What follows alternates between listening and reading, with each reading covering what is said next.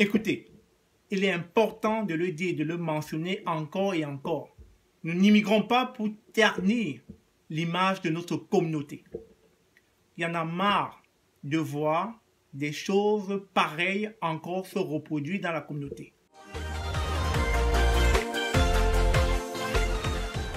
De plus en plus, nous remarquons un phénomène étrange, je dirais même grandissant dans la communauté immigrante. La violence conjugale. Alors, chère dame, j'ai une question à vous poser. Est-ce que c'est un signe d'amour lorsque votre conjoint, votre petit ami, votre mari se met à battre sur vous? Est-ce que c'est un signe d'amour?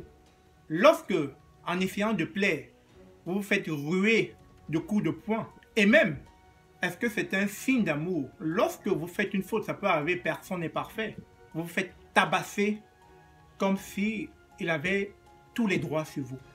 Alors, pour moi, il est important de rappeler que l'immigration que nous avons choisie allait plus dans le sens de construire, de bâtir. Alors, lorsque vous veniez ici en famille, vous veniez non seulement permettre à votre famille de profiter du bien-être que vous allez retrouver dans la société haute, mais surtout de bâtir et de construire un avenir pour votre progéniture et les générations à venir.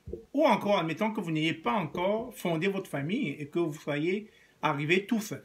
Lorsque vous faites venir une femme de votre pays d'origine et vice-versa, le plus important ici, c'est quoi? C'est de pouvoir construire quelque chose de durable pour votre progéniture. Et pourquoi pas pour vous autres. Mais à l'opposé, ce qu'on constate régulièrement dans notre société, dans la société dans laquelle nous vivons, c'est que de plus en plus notre communauté multiplie en violence conjugale. Chers hommes, pourquoi être aussi lâche? Pourquoi penser que la femme qui vit à votre côté ne peut pas être un partenaire de vie? Pourquoi penser que la femme qui vit à votre côté ne peut pas vous apporter ce plus dont vous avez besoin? Pourquoi ne pas penser que cette femme-là qui vit à côté de vous est un partenaire qui va venir plus à améliorer justement les conditions dans lesquelles vous êtes déjà? Pourquoi ne pas penser que cette femme qui vit à côté de vous ne viendrait pas fructifier vos revenus plutôt que de vous mettre à battre sur elle? Alors, le mariage n'est pas forcé.